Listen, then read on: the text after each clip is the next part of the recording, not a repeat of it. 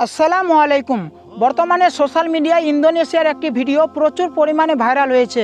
যারা ভিডিওটি দেখে নিয়েছেন সেই ভিডিওটির কতটুকু সত্যতা রয়েছে আজকের এই ভিডিওতে আলোচনা করব। আর এই ভিডিও থেকে বোঝা যাচ্ছে একটি ছেলে একটি মেয়ে জেনায় লিপ্ত হয়। জেনায় লিপ্ত হওয়ার পর তারা আলাদা হতে চাইলে তারা আলাদা হতে পারে না। হয়েছে এমনটা, ইন্দোনেশিয়ায় একটি ছেলে একটি মেয়ে একটি গাড়িতে জেনায় লিপ্ত হয়, মানে ওইসব কাজে লিপ্ত হয়। ওইসব কাজ করার পর যখন তারা আলাদা হতে চায় তারা আলাদা হতে পারে না। একে অপরের সাথে আটকে গেছে, একে অপরের সাথে চিপকে গেছে। তারা আলাদা হতে চাইছে কিন্তু আলাদা হতে পারছে না। তারপর তারা নিজের আত্মীয় স্বজনদের কল করে, আত্মীয় স্বজনরা তাদেরকে বাড়িতে নিয়ে আসে। বাড়িতে নিয়ে আসার পর তারাও তাদেরকে আলাদা করার চেষ্টা করে কিন্তু আলাদা করতে পারছে না। তারা খুবই কান্নাকাটি করে। তারপর আত্মীয় স্বজনরা একটা কবিরাজ ডেকে আনে। কবিরাজও চেষ্টা করছে তাদেরকে আলাদা করার জন্য, কিন্তু সেই কবিরাজও ব্যর্থ।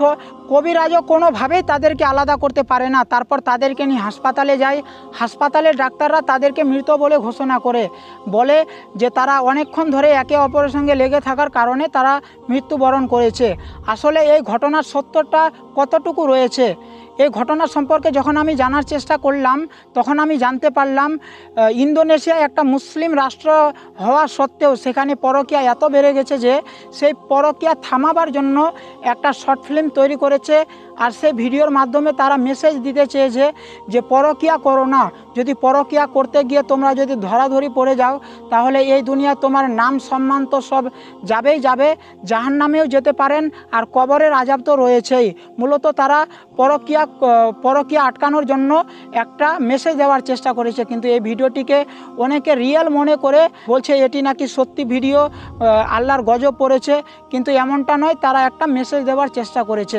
রাসূল সাল্লাল্লাহু তাআলা আলাইহি ওয়াসাল্লাম তার উম্মতের জন্য কয়েকটি দোয়া করে গেছেন, আর আল্লাহ এই দোয়াগুলো কবুলও করেছেন। রাসূল সাল্লাল্লাহু তাআলা আলাইহি ওয়াসাল্লাম দোয়া করেছেন, আমার উম্মতরা যখন গুনাহের কাজে লিপ্ত থাকবে তাকে যেন সরাসরি সাথে সাথেই আযাব দেওয়া না হয়, তার যে চেহারা যেন বিকৃত না হয়। রাসূল সাল্লাল্লাহু তাআলা আলাইহি ওয়াসাল্লাম আসার আগে পূর্ববর্তী নবীদের উম্মতদের অনেকের চেহারা বিকৃত হয়ে গেছে। কেউ অপরাধ করার কারণে কুকুর হয়ে গেছে, কেউ বানরের মতো হয়েছে। কিন্তু রাসূল সাল্লাল্লাহু তাআলা আলাইহি ওয়াসাল্লাম দোয়া করেছিলেন যে আমার উম্মতরা যখন গুনাহের কাজে লিপ্ত থাকবে তাদেরকে যেন কোনো সাথে সাথে আযাব দেওয়া না হয় এবং তার চেহারার যেন কিছু না হয়। তাই আমাদের শরীরের কিছু হচ্ছে না, আমরা সাথে সাথে আযাব পাই না, তা বলে কি আমরা গুনাহের কাজে লিপ্ত থাকব, গুনাহ করে যাব? এমনটা নয়। আপনি যে গুনাহগুলো করবেন ইহকালে না হলেও পরকালে আপনাকে এর শাস্তি পেতে হবে, এর জবাব আপনাকে দিতে হবে। একটা কথা মনে রাখবেন, কেরামান কাতেবিন নামক দুটি ফেরেশতা আমাদের সাথে সব সময় থাকে। আমরা কোন কাজ করছি, ভালো কাজ করছি না খারাপ কাজ করছি, তারা কিন্তু লিখে রাখে।